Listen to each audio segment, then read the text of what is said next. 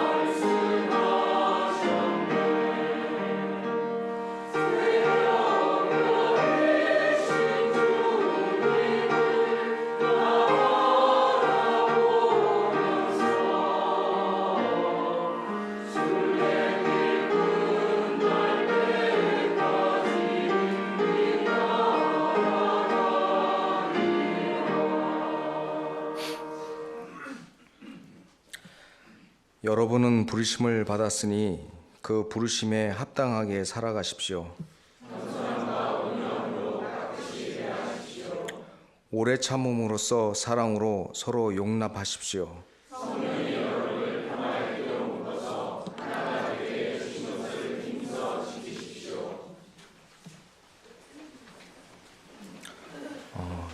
윤희정 자매께서 나오셔서 기도와 성서 봉독 해주시겠습니다. 이어서 성가대 찬양이 있겠습니다.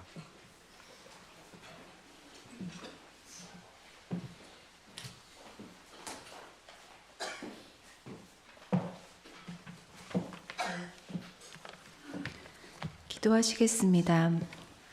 주의 성령이 내게 임하셨으니 이는 가난한 자에게 복음을 전하게 하시려고 내게 기름을 부으시고 나를 보내사 포로된 자에게 자유를, 눈먼 자에게 다시 보게 함을 전파하며 눌린 자를 자유케 하고 주의 은혜의 해를 전파하게 하려 하심이라. 누가복음 4장 18절 말씀. 언제나 우리 안에 우리와 함께 계시는 하나님, 우리가 오늘 이곳에서 당신을 찬양하며 예배하게 하시니 감사합니다. 오래간만에 맑은 하늘을 볼 수 있어서 또한 감사합니다. 나뭇가지마다 작은 새싹들이 싹트는 봄이 왔지만 목을 메이게 하고 눈을 따갑게 하는 미세먼지에 마음이 무거웠습니다. 우리 아이들이 그리고 우리 아이들의 아이들이 맑은 하늘 아래서 시원한 바람을 맞으며 마음껏 뛰어놀 수 있는 미래가 열리기를 간절히 기도합니다. 주님, 5.18 유가족들의 깊은 상처가 치유되기는커녕 여전히 공공연하게 모욕당하는 소식들이 들려옵니다. 권력자들의 욕망 때문에 성폭력으로 희생당한 여성들의 아픈 사연이 권력기관에 의해 덮여지고 왜곡되어 온 과정은 우리의 마음을 너무나 아프게 합니다. 북미 관계는 다시 경색 국면에 들어갔습니다. 또한 일부 정치가들이 일본 제국주의의 통치를 정당화하고 북한을 여전히 악마화합니다. 사회적 약자, 성소수자, 이주민들이 직면하는 차별과 배제의 공고한 벽은 결코 무너질 것 같지 않습니다.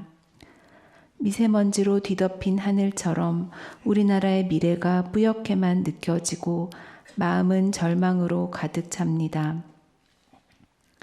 하지만 주님, 우리는 예수님의 삶과 부활의 사건 속에서 하나님 나라가 이 땅에서 시작되었음을 믿습니다. 우리가 사랑과 정의를 갈망하며 예수 따르미로 살고자 하는 작은 발걸음을 내딛는 순간 이미 임한 하나님의 나라가 더 분명하게 확장되고 다가옴을 신뢰합니다. 우리 머리 위로 절망의 구름이 떠다닐지라도 절망이 우리 안에 뿌리 내리지 않게 하옵소서. 하나님은 분명한 태양빛이 아니라 작은 별빛으로 우리를 인도하셨지요. 그 별빛을 놓치지 않게 하시고 혼자가 아니라 여기에 모인 우리 세길의 가족들이 하나님의 나라를 바라보며 함께 한 걸음 한 걸음씩 걸어가게 하옵소서. 우리의 기도를 들으시는 아버지 하나님, 이 땅의 공법이 물같이 정의가 하수같이 흐르게 하소서. 강대국들 사이에서 지금도 신음하고 있는 한반도를 불쌍히 여기시고 남북이 통일한국 속에서 평화와 번영을 누리는 시대를 속히 보내주옵소서. 아버지, 우리 가운데 몸과 마음이 아픈 교우들이 있습니다. 그분들을 위로해 주시고 치유해 주소서. 그 아픔에 우리가 공감하게 하시고 함께 아파하게 하소서. 그렇게 마음과 마음이 만나는 자리에서 서로 치유받고 세워주며 돌아보게 하소서. 우리의 삶이 정의 속에서 사랑을 발견하고 사랑이 정의로 이어지게 하옵소서.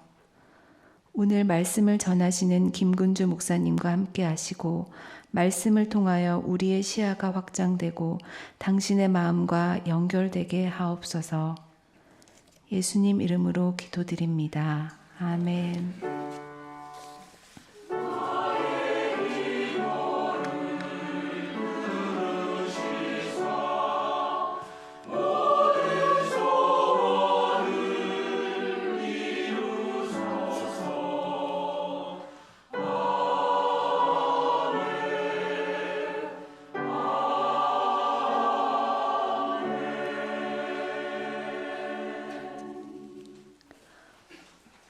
오늘 성서의 말씀은 창세기 12장 10절부터 20절 말씀입니다.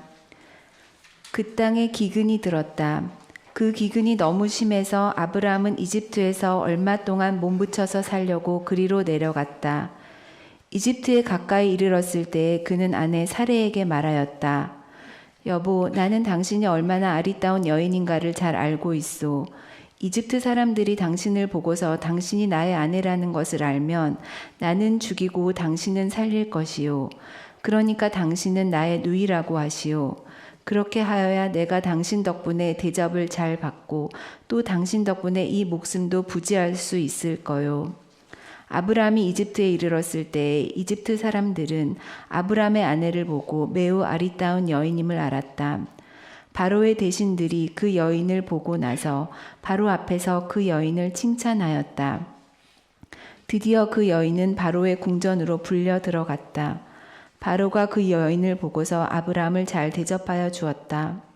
아브라함은 양떼와 소떼와 암나귀와 순나귀와 남녀 종과 낙타까지 얻었다. 그러나 주님께서 아브라함의 아내 사레의 일로 바로와 그 집안에 무서운 재앙을 내리셨으므로 바로가 아브라함을 꾸짖었다. 어찌하여 너는 나를 이렇게 대하느냐? 저 여인이 너의 아내라고 왜 일찍 말하지 않았느냐?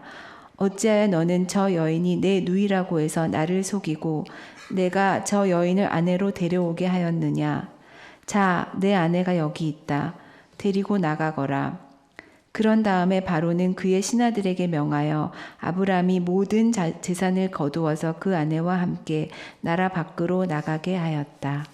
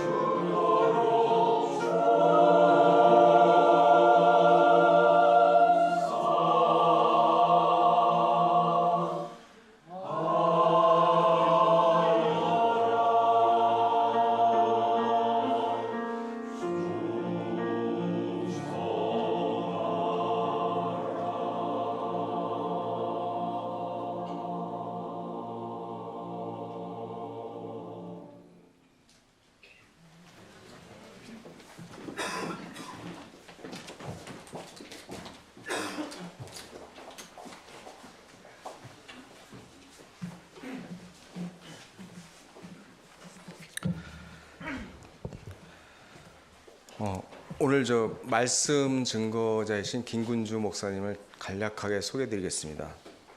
그 목사님은 그 서울대 경제학과를 다니시던 시절에 그 감옥에 가신 일이 있다고 하십니다. 그 학생이 공부는 안 하고 왜 감옥에 갔는지는 나중에 한번 좀 여쭤보도록 하고요.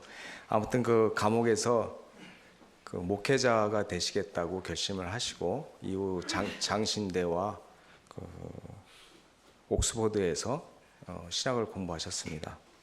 현재는 일산은혜교회에서 협동 목사로 계시고 무엇보다도 평신도 교육기관인 기독연구원 느헤미야 연구위원으로 계십니다.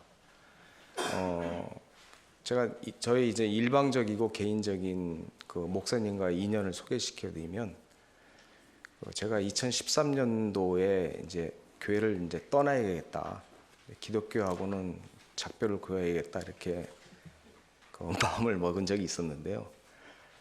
그때 우리 목사님 설교를 한번 들은 적이 있어요. 그래서 그러고 나서 다시 마음을 돌리고 교회를 다니게 된 그런 개인적인 기억이 있습니다. 그 목사님을 모시도록 하겠습니다. 감사합니다.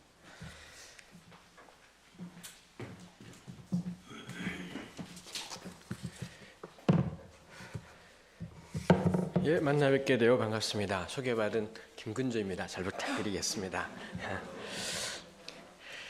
창세기에는 자기 부인을 누이라고 속이는 사건이 오늘 본문까지 3번 있습니다. 창세기 12장에 아브라함이 기근 때문에 애굽에 내려가서 거기서 자기 부인을 누이라고 속이고요. 창세기 20장에는 역시 아브라함이 블레셋의 그랄이라는 곳에 갔고 거기에서 역시 자기 부인을 누이라고 속였고, 26장에는 다시 그 땅에 기근이 들었고, 그때는 이삭입니다. 이삭 역시 기근 때문에 애굽에 가려고 하다가 하나님이 밤에 나타나서는 애굽에 가지 마라라고 말씀하셨고, 그래서 이삭과 리브가가 블레셋의 그랄이라는 곳에 갔고 거기에서도 역시 자기 부인을 누이라고 속이는 이런 일들이 일어났었습니다. 이 구약을 공부하는 사람들은 이 본문이 그래서 참 궁금한 본문입니다. 왜 거의 똑같아 보인 아브라함이 2번, 이삭이 1번, 그 다음에 12장과 26장은 기근 때문에 애굽에 가려다가 간 경우 안 내려가고 블레셋 그랄 간 경우, 그 다음에 20장과 26장은 둘 다 블레셋 그랄이랑 연관되어 있다라는 점에서 거의 같은 사건일 것 같은데 왜 이게 3번이나 중복해서 창세기에 쓰여 있을까 싶은 거죠. 그래서 성경을 간편하게 생각하면 이거는 똑같은 걸 3번 쓴 거다, 이렇게 비평적인 학자들은 생각을 해버립니다. 저는 그렇게 성경 보는 건 별로다 싶습니다. 우리처럼 몰라서 고대 사람들이 막 중복하고 막 이렇게 했을 것 같지는 않다 싶습니다. 그래서 이 본문이 왜 3번 이렇게 있는지가 그래서 늘 간단히 설명할 수 있는 것 같지는 않다 싶습니다. 쉽게 생각할 수 있는 거는 가령 우리도 역시 같은 잘못을 늘 반복하지 않습니까? 하나님 앞에 회개하지만 했던 것 또 하고 또 하는 게 우리 자신인 것을 생각하면 이 3번 같은 사건 반복을 통해 우리의 연약함과 곤고함을 표현한 거다, 이렇게 볼 수 있겠습니다. 이건 납득이 되었고요. 그럼 왜 하필이면 우리가 잘못도 많이 하지만 자기 부인 누이라 속이기, 이게 우리 삶에 얼마나 있는 사건이길래 이걸 왜 3번 반복이나 성경에 있을까 싶은 것이 있습니다. 그래서 여전히 참 만만치 않은 문제이다 싶습니다. 우리 왜 이런 창세기의 오늘 본문 같은 내용을 겁나 심란한 영어로 표현하면 내러티브라고 하지 않습니까? 내러티브라는 말이 요즘은 막 여기저기 쓰이는 데가 있지만 훨씬 쉬운 영어로는 스토리라고도 할 수 있겠습니다. 그래서 내러티브는 보통 우리의 책들이 설화 혹은 담화 이렇게 번역을 해요. 무슨 말인지 잘 알기 어려운 말로 번역이 되고, 스토리는 이야기이겠습니다만 결국 전 내러티브도 이야기라는 쉬운 말로 생각해 볼 수 있겠다 싶어요.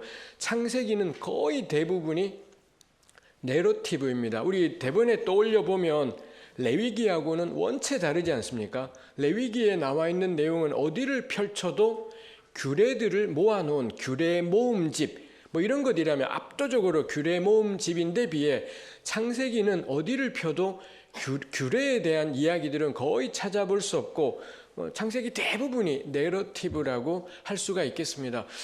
가령 시편 같은 경우는 온통 시가 되고 그러겠지요. 그런 것처럼 창세기에는 압도적으로 내러티브 이야기들이 많이 있더라는 거고요. 이런 본문들의 특징이 뭐냐? 딱 우리 오늘 본문이 전형적인 것입니다만 본문 안에 이 주인공들의 행동들에 대해서 판단을 안 한다라는 겁니다. 이 아브라함이 자기 부인을 누이라고 속인 것, 아마 우리 새길교회 교우들께서도 읽어보신 적이 있고 큐티나 이런 거 하면 묵상하신 적도 있을 겁니다. 그때 우리 교우들께서는 어떻게 묵상하셨습니까? 아브라함처럼 자기 부인을 속이는 게 맞는 건가요? 안 맞는 건가요? 속였는데 근데 결국 많은 재물들을 얻고 떠나오게 되지 않습니까? 그 다음에 첫 번째는 하나님이 애굽에 간다 그럴 때 내버려 두셨고요. 세 번째 26장에는 가지 마라 했고요. 근데 나타나셔서 가지 마라 하든 혹은 아무 말도 안 하시든 똑같은 결과가 생겼습니다. 자기 부인을 누이라고 속이는 똑같은 사건이 생겼고, 아니 그러면은 갔어야 되는 건지 말았어야 되는 건지, 아니 그럼 애굽에 가지 말고 안 갈 때 블레셋에 그랄도 가지 말았어야 되는 건지, 그럼 왜 하나님은 26장에서는 그걸 또 안 말리셨던 건지, 이 본문, 요 세 개의 본문은 가치 판단을 하나도 하고 있지 않습니다. 옳다 그르다를 전혀 판정하고 있지 않습니다. 전 그게 성경 창세기나 혹은 구약 성경에 나오는 내러티브 본문들의 중요한 의도이고 특징이겠다 싶은 거죠. 본문이 판단을 안 해요. 그럼 그건 무슨 뜻인가요? 네가 알아서 해라. 전 그 뜻이라고 공부를 하면서 생각을 했었습니다. 왜 성경에 가치 판단이 안 되어 있습니까? 왜냐하면 성경에 있는 독자인 우리가 바보가 아니니까요. 사실 우리 바보긴 해요. 우리 교우들께서는 모르겠습니다만 저는 예수를 믿고 살면서 여전히 목사가 된 지 벌써 긴 세월이지만 하나님 말씀대로 잘 살지 못하고 하나님이 기뻐하시는 게 뭔지 잘 분간하지 못하니 우리가 참 어리석지요. 그래서 제가 참 저는 한국교회의 보수적인 신학 풍토, 고등학교 때 처음 예수를 믿어서 이 합동측이 아주 보수적인 풍토에서 자랐고, 제가 대학 때 저의 흔히 말하는 영적인 고향이라고 할 수 있는 곳이 강원도 철원에 있는 대한수도원, 겁나 성령의 역사 센 이쪽 동네가 저의 바닥이고 저의 고향이고, 거기 기도원 분들은 저를 전혀 모르는 제가 그분들에겐 듣보잡이지만 저한테는 언제나 저의 영적인 고향 같은 곳이 거기입니다. 전 저의 이러한 곳에서 너무 신앙을 잘 배웠고, 그래서 늘 배웠던 것이 인간의 전적 타락, 부패 이런 것이었더랬습니다. 저도 마찬가지일 텐데, 근데 제가 성경의 내러티브들을 보면서 이 성경의 내러티브들은 가치 판단을 안 해요. 그러다 보니 각 사람마다 자기 알아서 다 판단을 해버려요. 제가 들었던 최악의 설교 중에 하나는, 그래서 우리가 거짓말해도 하나님은 응답하신다, 반드시 약속하신 대로 복을 주신다, 이런 설교를 들은 적이 있습니다.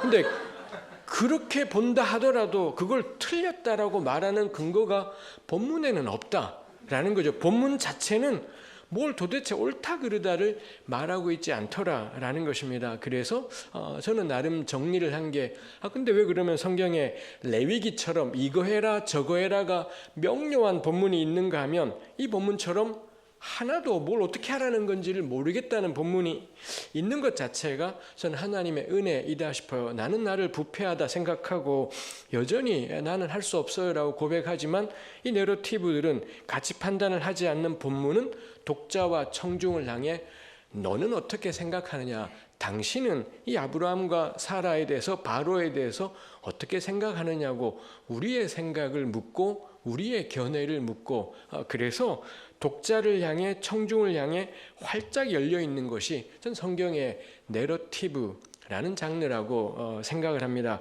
제가 오늘 나누고 싶은 것은 이 본문에 대한 제 생각입니다. 제 생각이고 제국리이니 절대 진리이지 않습니다. 제가 어디 가든 설교를 하건 강의를 하건 늘 말씀을 드려요. 저는 하나님 말씀을 전하는 사람이지 않습니다. 하나님 말씀은 성경이고요.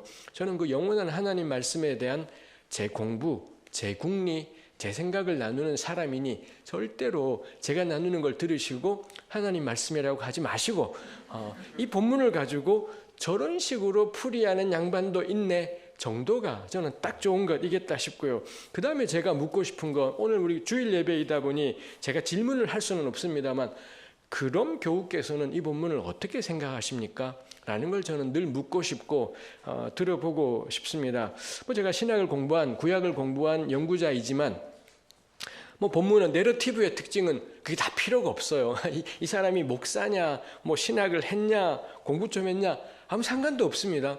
내러티브는 활짝 열려 있다 보니 누구든 간에, 그래서 아까 제가 저로서는 끔찍한 설교다 싶었습니다만 딱 그분의 설교가 틀렸다라고도 말할 수 없는 게 본문 스스로가 가치 판단에 대해 침묵하고 있다라는 점에서 저는 이 본문이 우리로 하여금 누구든 성경 앞에서 입 닥치지 마라, 목사만 말하게 하지 말고 말빨 센 사람들만 말하게 하지 말고 누구나 이 본문에 대해서는 뭐라도 한마디씩 해봐라, 이렇게 활짝 열려 있는 게 전 내러티브 장르이겠다 싶습니다. 그래서 제국리, 제 잔머리를 이리저리 나누어 보려고 합니다. 애굽에 내려가는 까닭이 기근 때문입니다. 기근은 천재지변 가운데서도 그야말로 메마름, 헐벗음, 죽음 이런 것이지 않습니까?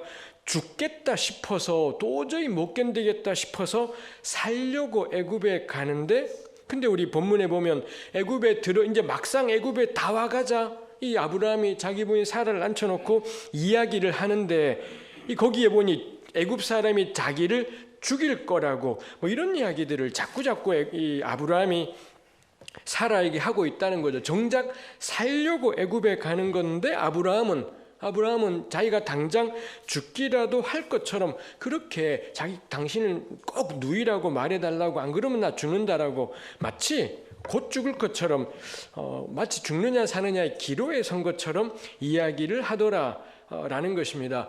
아브라함은 뭘 이렇게 두려워하고 왜 이렇게 두려워하고 있는 걸까 싶은 것입니다. 말씀드린 것처럼 세 본문에 똑같은 게 있습니다. 첫 번째는 애굽에 가서 그런 일이 생겼고, 20장은 블레셋의 그랄, 세 번째는 애굽 가려다가, 사실 아브라함과 이삭이 살던 곳이 헤브론 브엘세바고요. 거기서 애굽으로 가려면 우리 방향으로 서쪽으로 가다가 남쪽으로 내려가면 이집트인 겁니다. 근데 서쪽으로 가면 딱 만나게 되는 게 블레셋의 그랄이고, 거기서 서남 방향으로 내려가면 이집트가 되는 거죠. 그러니 이삭과 리브가는 애굽을 향해 출발했던 겁니다. 가다가 하나님이 가지마, 그러니 이 블레셋의 그랄로 들어갔던 것이지요. 근데 이 12장에서 기근 때문에 애굽으로 갔다라는 건, 애굽에 가면 기근으로부터는 피할 수가 있다라는 이 전제가 있으니까 글로 가는 것이지 않겠습니까? 그 다음에 26장에도 애굽에 가려다가 기근 때문이었고요. 하나님이 가지 마라고 해서 간 곳이 블레셋의 그랄이고, 거기 가서 기근 이야기는 안 나오더라 라는 것입니다. 이런 걸 생각하면서 제가 깨닫게 된 게, 요 세 사건이 공통점이 뭐냐? 아브라함과 이삭은 유목민입니다. 그래서 말씀드린 것처럼 헤브론, 브엘세바 이 동네 살아요. 헤브론, 브엘세바는 기근이 오면 못 사는 동네인 거고요. 근데 그에 비해서 아브라함과 이삭이 갔던 애굽이나 블레셋은 기근이 와도 살 수 있는 동네 였더라는 것입니다. 그러자 그 다음에 저에게 생각이 되는 게, 그럼 애굽과 블레셋을 공통 짓는 게 뭐냐? 작게는 저는 도시라고 생각을 했습니다. 헤브론, 브엘세바는 우리 지금 이스라엘을 가봐도 그렇습니다만, 이 헤브론, 브엘세바는 그야말로 시골인 거죠. 시골이라서 유목하는 사람들은 살아갈 수가 있는 거지만 기근이 왔다? 거긴 못 살아요. 근데 기근이 와도 블레셋이나 애굽은 살아요. 그럼 이 두 지역의 차이가 뭐냐? 하나는 시골인 거고 마을인 거고, 하나는 아마도 성으로 둘러싸인 도시였을 거다. 이런 생각을 하게 되었고요. 좀 더 거창하게 애굽을 생각을 하면, 전 그럼 애굽과 블레셋의 공통점을 좀 더 거창하게 표현하면 제국이다, 문명이다, 이런 말들로도 생각을 해볼 수 있겠다 싶습니다. 결국 기근이 닥쳐오면 이 도시 바깥에 있는 사람들은 살 길이 없는 겁니다. 특히 아브라함, 이삭처럼 나그네들은 살 길이 없어지고요. 그럼 이 사람들은 기근이 닥쳐오면 어떻게 하냐? 별 수 없이 문명 안으로, 도시 안으로, 제국 안으로 들어갈 수밖에 없더라라는 것입니다. 창세기 20장에 보면 아브라함이 블레셋 그랄 갖고 자기 부인을 누이라고 속였고 나중에 이게 하나님이 알려주셔서 블레셋 왕이 아브라함을 불러서는 그래요.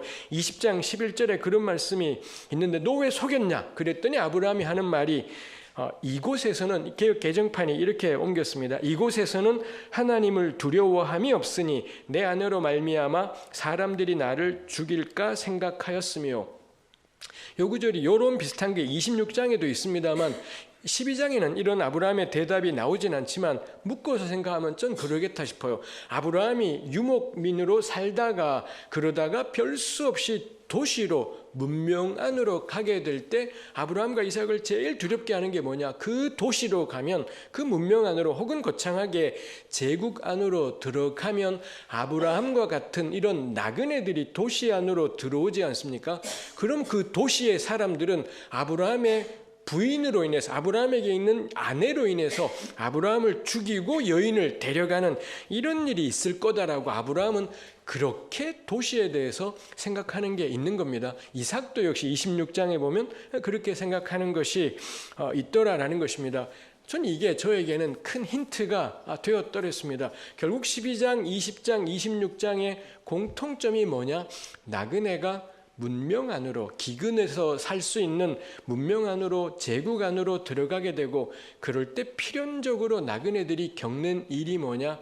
여자들이 성폭행을 당하는 것입니다. 그 여자가 남자의 아내였으면 남자를 죽이고 여자를 데려가 폭행하는 거고요. 만일 이 남자가 결혼한 남자가 아닌 뭐 누이거나 이랬다 오라버니거나 그랬다 그럼 그 오라버니에게 돈을 안겨다 주고 여자를 데려가서 성폭행하고 뭐 이런 일들이 일어나는 거지요. 해서 아브라함과 이삭은 도시 안으로 들어갈 때 우리 12장에 보니 도시가 애굽이 가까워지자 아브라함이 아내에게 신신당부하는 거 보니 이게 그냥 아브라함만의 편견이 아니고 실제 들어가서 그런 일이 생기지 않습니까? 이거 당시 사람들에게 널리 알려졌던 일이겠다 싶은 겁니다. 그러고 보니 낯설지가 않은 게 창세기 19장에 소돔 땅에 나그네들이 찾아오지 않습니까? 그 나그네들은 다 남자였었습니다. 물론 하나님의 천사가 나그네 모습을 한 거지만 이 나그네가 찾아오자 소돔 사람들이 몰려들어서는 그 남자 끄집어내라 성폭행하겠다 뭐 이런 이야기가 있죠. 여기는 남자의 경우였었습니다만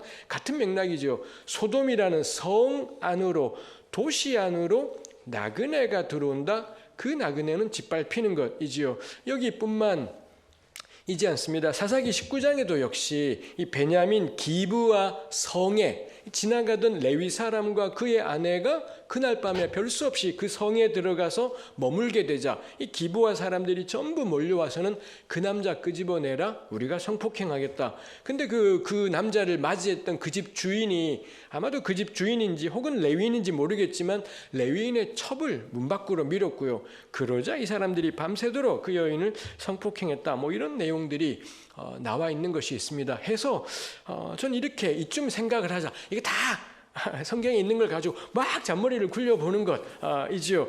이쯤 생각을 하자. 결국 이 본문이 말하고 싶은 건 뭐냐? 창세기와 사사기까지 줄기차게 말하고 있는 건 뭐냐? 나그네는 죽는다예요. 나그네가 도시 안으로 온다. 나그네가 문명 안으로 온다. 그럼 그 나그네는 더 이상의 삶을 제대로 살기가 어려워지는 그런 게 있더라라는 것입니다. 나그네는 참 사는 게 어렵지요. 근데 나그네의 삶을 더 벼랑으로 모는 게 천재지변입니다. 기근 같은 천재지변은 모든 사람에게 다 힘들어요. 특히 고대 사회, 우리 아브라함 시대가 아브라함이 실제 존재했다면 지금부터 거의 4,000년 전 이쯤 되는 겁니다. 우리 4,000년 전은 상상도 안 되는 까마득한 옛날이지 않습니까? 그때 시대에 기근 같은 천재지변은 모두에게 타격이지만 아브라함 같은 나그네들에게는 더 극심한 타격이 생기는 거죠. 이 존 머터라는 이 지질학자가 있습니다. 평생 지진을 연구하셨던 분인데 그분이 지진을 공부하다가 뜻한 바가 있어서 사회학도 공부를 했고요. 그래서 그분이 최근 10여 년간의 진도 7.0이 넘는 지진들 이거를 다 이제 연구들을 하면서 뭐라 쓴 글이 재난 불평등이라고 2016년에 우리 한글로도 번역이 되었습니다. 그 책에서 이 존 머터라는 분이 말하고 싶은 것이 지진은 천재지변이라는 겁니다. 지진은 자연적인 현상, 이건 사람이 어떻게 할 수가 없는 자연적인 현상이라는 겁니다. 근데 그 지진이라는 이 사람이 어떻게 할 수 없는 천재지변 이전의 상황, 그 다음에 일단 지진이라는 자연적인 상황 이후의 현실, 이건 철저하게 사회적이다. 이거를 이제 존 모터가 이 7.0 지진들을 다 다루면서 이런 결론들을 내리는 거죠. 대표적으로 예를 드는 게 가령 뉴질랜드 같은 나라가 이게 태평양에 있다 보니 왜 그거 들은 거 있잖아요. 환태평양 조산대 뭐 이런 거 있어서는 지진이 참 자주 일어나는 동네랍니다. 7.0 지진도 종종. 근데 뉴질랜드 같은 경우는 7.0 지진이 일어나도 죽거나 다친 사상자의 수가 10명 안팎 이라는 거지요. 근데 그 7.0 지진이 우리 기억나십니까? 몇 년 전에 이 중남미의 IT에 7.0 지진이 왔지 않습니까? 그때 IT 정부 발표로 죽은 사람, 다친 사람 빼고 죽은 사람이 몇 명이냐? 30만이다라고 그렇게 IT 정부가, 근데 실제로는 한 10여만이었을 거다라고 해요. 근데 정부가 원조 때문에 부풀렸다 뭐 이런 이야기가 있습니다만 10만이든 30만이든 똑같은 7.0 지진에 왜 어떤 나라는 사상자가 10여 명인데 왜 어떤 나라는 10만에서 30만이 죽느냐? 그 차이가 뭔가요? 철저하게 이건 사회적인 현상이다라는 것입니다. 뉴질랜드가 여러 가지 우리 국가마다 왜 지표들이 있잖아요. 뉴질랜드가 세계에서 1등하는 지표들이 몇 개가 있는데 그 중에 하나가 뭐냐? 부정부패 지수. 이게 가장 좋은, 즉 부정부패가 가장 없는 나라로 뭐 어떻게 평가가 되는지 모르지만 하여튼 그런 지표로 1등이라는 겁니다. 그래서 뉴질랜드 같은 경우는 어떤 지역에 건물을 지으려고 하면 그 지역이 7.0 지진이 온 적이 있는지, 올 가능성이 있는지가 확인이 되고, 그 다음에 건물을 지을 때마다 7.0 이상은 어떻게 할 수가 없어요. 근데 적어도 7.0에 대해서는 감당을 할 수 있는지 이거를 철저하게 한다는 거죠. 그럴 때 땅 검사하는 거나 한 층 한 층 올릴 때 어느 한 단계에서건 부패, 부정부패가 들어가면 7.0이 안 오면 그만이지만 오면 와장창 죽게 되는 일들이 생기는 거죠. 지진을 대비하는 최고의 방법은 뭔가요? 과학이지 않습니다. 부정부패가 없어지게 하는 것. 이 사회가 정의로운 세상이 되는 게 지진으로 인한 사상자를 줄이는 최고의 방법이다라는 게 이 존 모터가 이야기하는 것. 이었습니다. 이 아브라함의 기근 역시 천재지변이지 않습니까? 그렇지만 이게 단지 천재지변이 나면 그래서 가장 이 나그네의 삶이 초토화되는 것이 있습니다만 이게 단지 자연적인 문제이지만은 않겠다 싶은 거죠. 이 생각을 하자 제가 아브라함을 보고 그래도 저 여자는 내 여자라고 말했어야지 이런 생각이 별로 안 들게 되었습니다. 이거 정직한다고 될 일인 건가? 아브라함이 용기 있게 하나님 지키실 걸 굳게 믿고 목에 칼이 들어와도 긴근기라고 했어야지.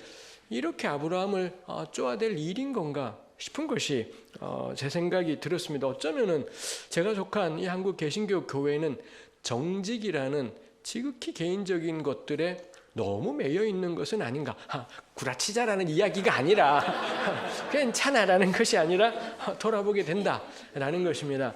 제가 고향이 경상북도 대구입니다. 고등학교 때까지 대구에서 살았습니다만 제가 어릴 때는 지금은 제가 키가 굉장히 커져서 상상을 못 하시겠지만 어릴 때는 제가 키가 아주 작았더랬습니다. 그래서 저희 어머님이 어디 언젠가 저를 데리고 가실 때 초등학교 2학년 때까지인가 버스 차비를 저한테 저 걸 안 내시는 겁니다.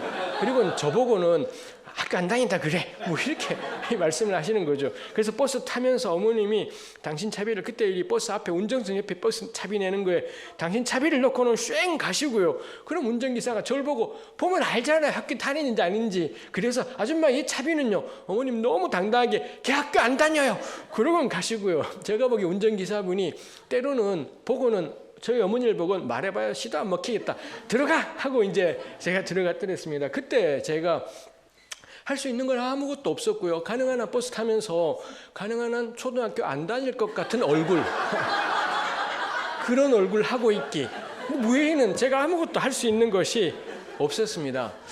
제가 초등학교 1, 2학년 때가 1972년 안팎입니다. 1970 우리 알지 않습니까? 유신헌법이 발효되고 그 앞뒤로 긴급조치가 1호부터 9호까지 되어서 대통령 씹었다는 이유로 인생 전체가 쑥밭이 나버리고 우리 그때 이래로 왜 등장한 게 강제징집. 대학을 다니던 사람이 갑자기 어느 날 안 보여. 어디 갔냐? 군대 끌려갔다 그러고 제가 대학에 8호학번입니다. 그때까지도 제 과 선배들 가운데 강제징집, 강집당한 선배들이 적지 않게 있고 그렇게 끌려가서는 뭐 안 돌아오기도 했고 몸이 뭐 이 불구가 된 채 돌아오기도 했고 그랬더랬습니다. 제 초등학교 1, 2학년이 유신헌법 전후입니다. 그때가 저희 어머님이 제 차비 정직하게 내셨으면 그 망할 놈의 유신 체제가 빨리 끝났겠습니까? 저희 어머님이 정직하게 생활하셨더라면 그 끔찍했던 세월이 하루라도 빨리 망했을까 싶은 것입니다. 당연히 정직해야 될 겁니다. 우리 할 수만 있다면 목에 칼이 들어봐도 정직하게 대하는 것이 맞겠습니다. 근데 배부르다는 느낌이 드는 거지요. 아브라함은 내려가면 거짓말하지 않으면 죽는 겁니다. 이런 상황 속에서 아브라함 보고 정직을 말한다라는 게 너무 배부른 소리를 하고 있다 싶은 거지요. 제가 이 본문에 함께 살아가는 세상이라고 했습니다만 달리 제가 제목을 생각한다면 들리지 않는 소리입니다. 이 본문에 잘 안 들리는 소리가 있는데 곰곰이 들으면 들리는 소리가 뭐냐? 나그네 소리가 있다라는 거죠. 거짓말을 하지 않고는 부정직하지 않고는 삶 전체가 벼랑에 서게 되는 사람들이 있다라는 거고요. 좀 그럴 때 우리가 글쎄요 거짓말하자라고 결론을 내릴 수는 없겠고요. 우리는 이 들리지 않는 소리를 듣고 있는 건지 그거 우리 생각해 봐야 된다 싶습니다. 생존의 위협 앞에서 아브라함이 생각한 게 사라였습니다. 그래서 사라를 앉혀놓고 누이라고 해달라고 당신 덕분에 나 좀 살자라고 그렇게 이야기했습니다. 그때 아브라함도 알았어요.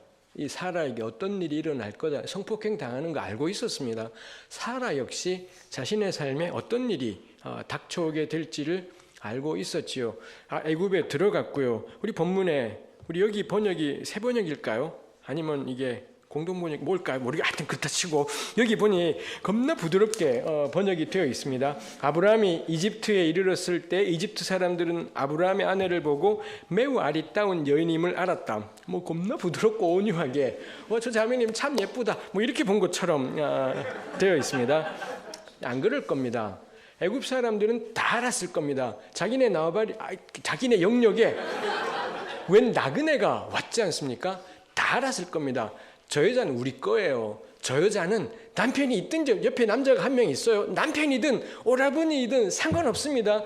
저 여자는 우리 거예요. 애굽 사람들 전부가 그 여인을 보고 저 여자 예쁘네 했습니다. 이거 요즘 하는 말로 시선 강간일 겁니다. 전부 그 여자를 쫙 보면서 저 여자는 우리 거다 인 거고요. 그 다음에는 바로의 대신들이 그 여자를 봐요. 이 대신들도 똑같은 시각일 겁니다. 근데 결국에는 누구한테 가냐? 바로한테까지 이 사라가 가게 되는 것이 있지요. 글쎄요, 이렇게 국민들이 애굽 사람들이 다 보고 대신들이 보고 바로한테까지 가서 몸담장하고 이제 바로를 만나요.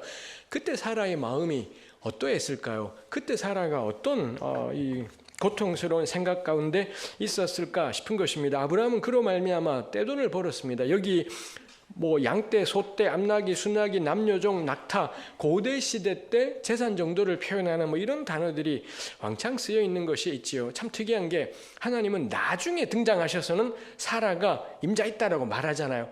왜 일찍 말하지 않는 거지? 일찍 말했으면 되는데 왜 우리 옛날에 영화에서 보던 그런 뻔한 스토리 있잖아요. 어떤 남자가 웬 여자랑 좋아하게 돼서 여관에 가서 사고를 치려는데 남편 등장, 이 나쁜 놈들하고는 돈 받고 끝나고 우리 이런 부부 사기단 뭐 이런 거 있지 않습니까? 아니, 하나님이 아브라함 커플하고 이게 뭔가 굉장한 일을 하고 있다 싶기도 한 것이 있습니다. 하나님이 바로의 집에 재앙을 내리셨습니다.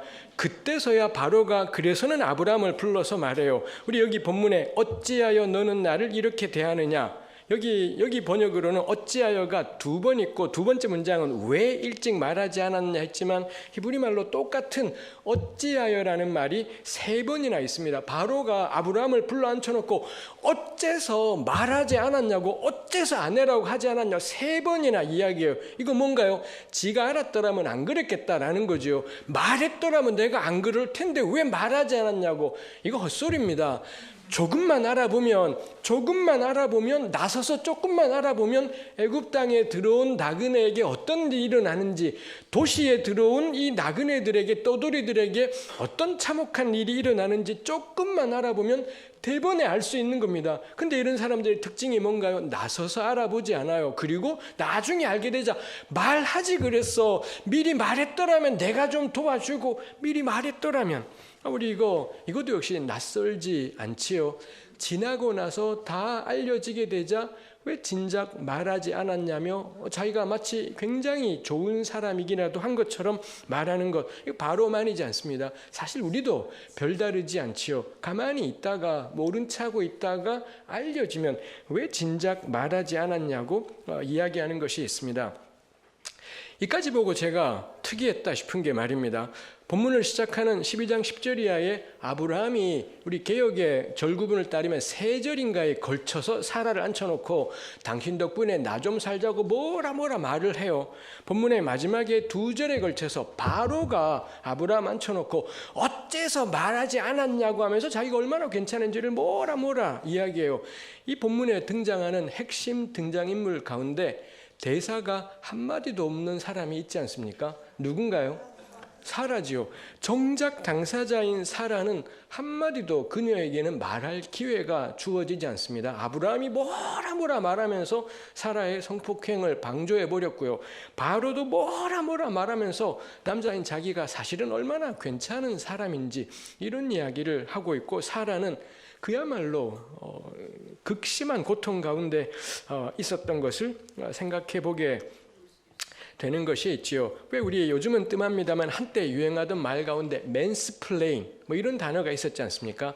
남자의 맨하고 익스플레인의 요거를 결합시켜서는 맨스플레인.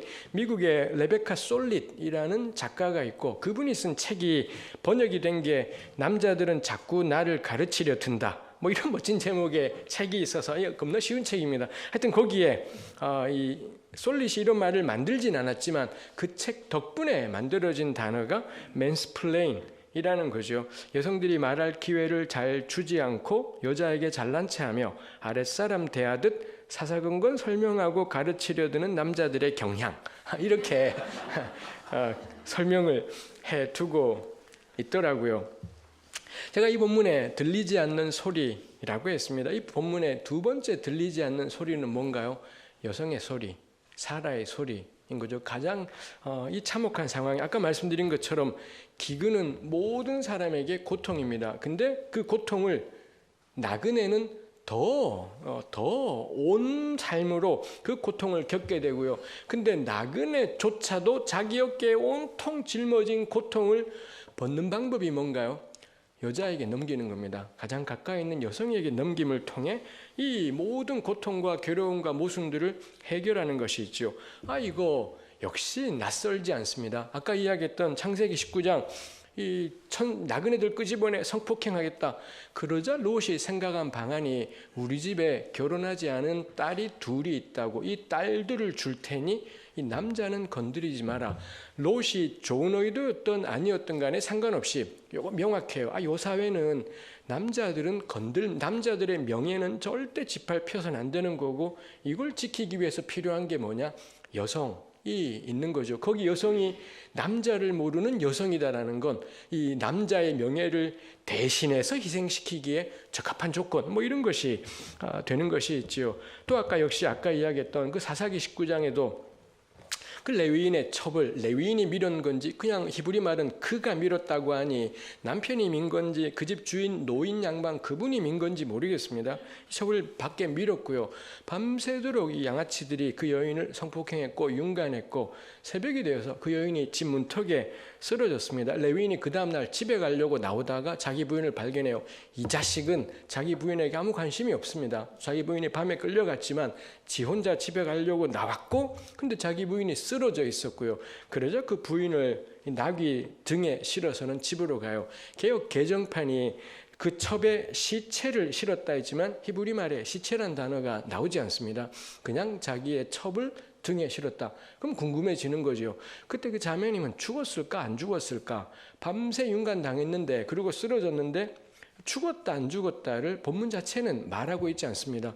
이 레위인이 그 첩을 싣고는 자기 집까지 먼 길, 그게 원체 먼 길이어서 그날 밤에 여기 잤던 건데 그 먼 길을 가서는 자기 집에 도착해서는 자기 첩을, 역시 개역이 첩의 시체라고 했지만 히브리만에 시체가 없습니다. 자기 첩을 12조각을 내서 12지파로 보내고 난리가 나고 뭐 이런 일들이 있었죠. 이 자매님은 언제 죽었을까요? 윤간당하고 죽었을까요? 나귀 등에서 죽었을까요? 12조각이 나면서 죽었을까요? 이거 우리 알 수가 없는 것이겠다 싶습니다. 명확하지요. 남자들의 명예를 지켜내는 존재가 누구냐? 여성인 겁니다. 여성을 희생시켜서는 남자들이 살죠. 뭐 이것뿐만이지 않지요. 창세기 35장인가요? 36장인가? 7장일 수도 있겠. 거기까지는 아니겠습니다만 야곱이 왜 밧단 아람 갔다가 돌아와서 간 곳이 세겜이었습니다.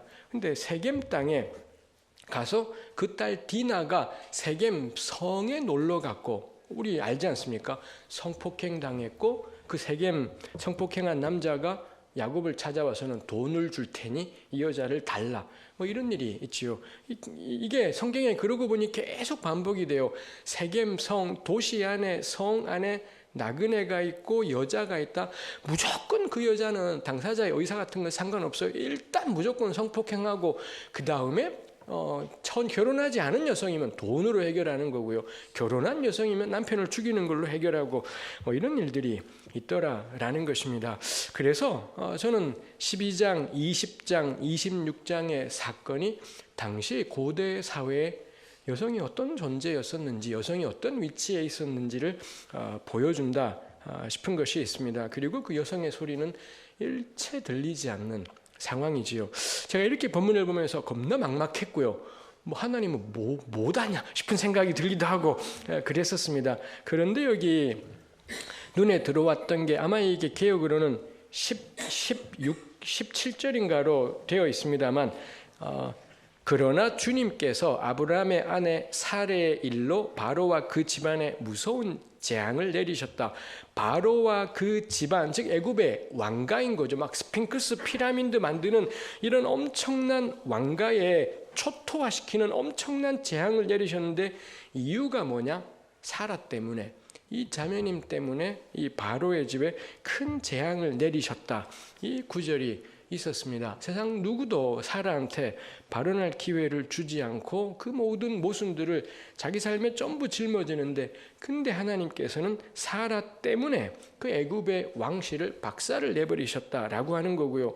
그러고 보니 우리 10절 첫머리에도 아브라함이 그러잖아요. 당신 덕분에 나 좀 살자 살았지요. 그리고 사라 덕분에 많은 재산까지도 얻게 되지 않습니까? 이거 12장입니다.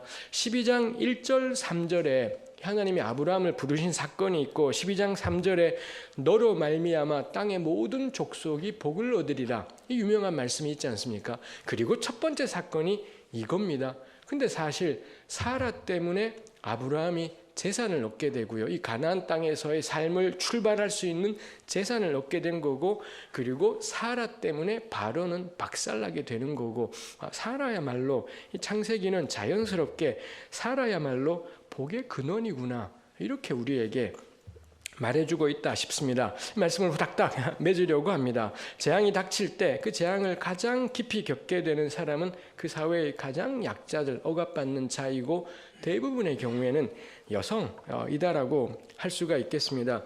레베카 솔릿이 그 책을 쓰면서 서문에다가 이런 걸 적었습니다. 원래는 이걸 재밌게 쓰려고 했대요. 남자들이 여자 개무시하다가 쪽팔리게 되는 뭐 이런 것들을 모아서 재밌게 쓰려고 했는데 쓰다 보니 결국에는 여자 이야기는 아무리 재밌게 쓰려고 해도 끝에 가면 심각해진다고. 그래서 그 책의 마지막도 온통 성폭행에 관한 이야기들이 잔뜩 나와 있습니다. 여자 이야기는 몇 마디만 나누고 조금만 진행하면 겁나 심각한 주제로 절로 되어버리는 것이 있더라라는 것입니다. 저에게도 딸만 둘이 있습니다. 제 아내도 마찬가지인 거고요. 제 아내가 어릴 때, 이 고등학교 때, 여고 1학년 때, 이 전라북도 익산 사람인데, 여고 1학년 때 왜 2차 성징 이런 거 하잖아요. 그래서 가슴이 나오기 시작했습니다. 근데 지나가던 남자애가 지나가면서 히히 가슴을 툭 한번 치고 지나갔고요.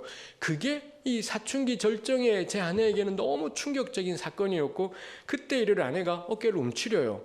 가슴을 가능한 한 덜 나오게 보이게 하려고 어깨를 움츠리게 되고, 지금까지도 그렇습니다. 제가 20대 때 20살 때 만났고요. 같은 교회에서 만나서는 어깨 좀 펴라 하는데, 근데 이게 제 아내에게는 썩 쉽지 않은 일입니다.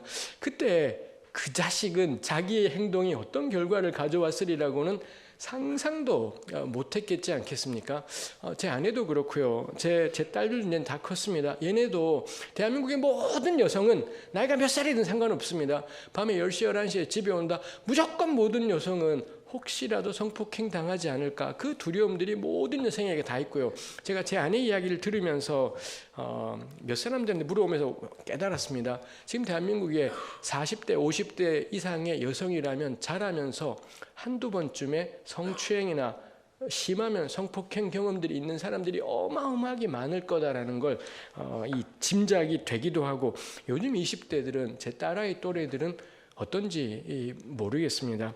그게 이 땅을 살아가는 절반인 여성들이 늘 겪게 되는 삶이더라 싶은 것이 있습니다. 이 말씀을 맺으려고 합니다. 우리는 이 소리는 들리지가 않습니다. 그래서 애써 들으려고 하지 않으면 이 아브라함의 나그네의 소리나 혹은 이 여성의 소리는 애써 들으려고 하지 않으면 들리지 않는 소리인 거죠. 우리가 예수 그리스도를 고백하고 살아간다라는 것, 이 소리에 귀 기울이는 것이겠다 싶습니다. 이미 우리 세길교회 교우들은 그 들리지 않는 소리에 귀 기울이시는 분들이라고 알고 있습니다. 앞으로 우리의 삶에도 더더욱 이 들리지 않는 소리 잘 듣는 하나님의 사람으로 살면 좋겠습니다. 기도하겠습니다.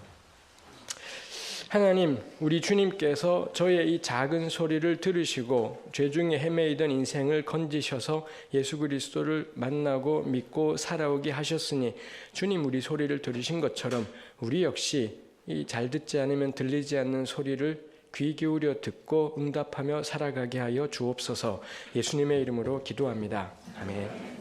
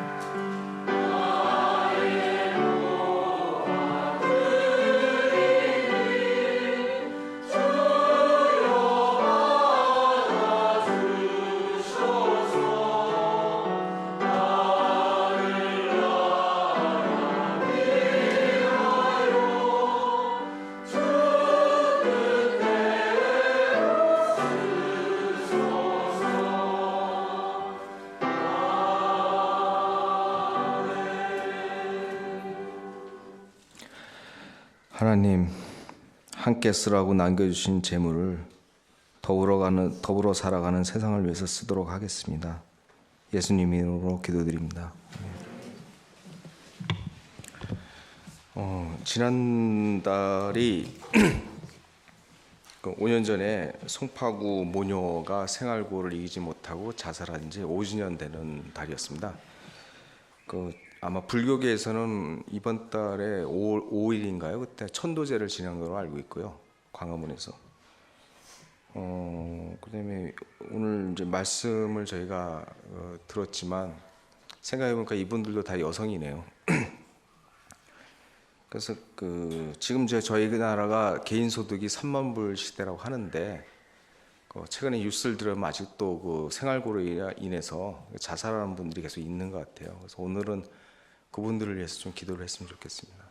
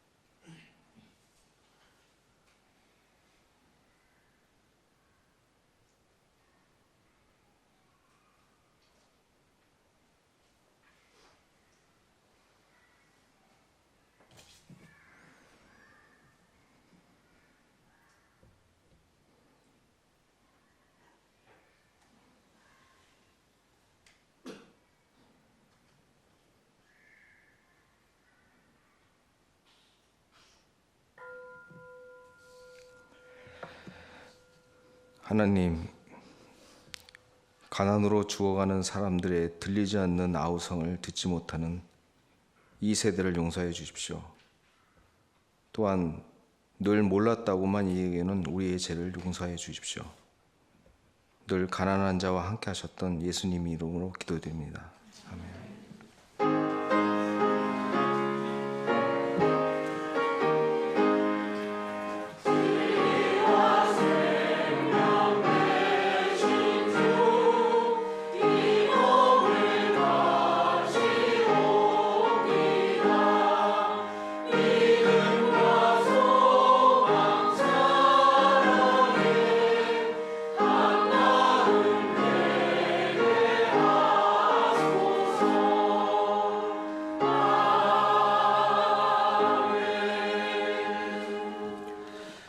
세길 신앙 고백하겠습니다.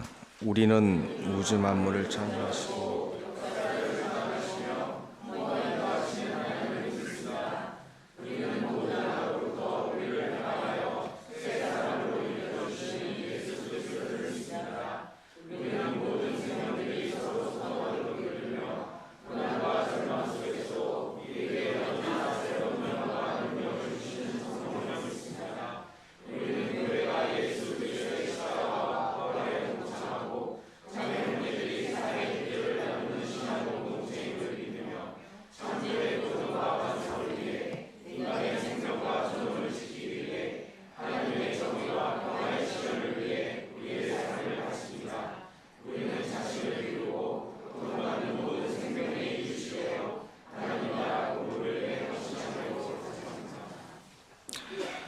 하나님, 이제 저희는 일상으로 돌아갑니다.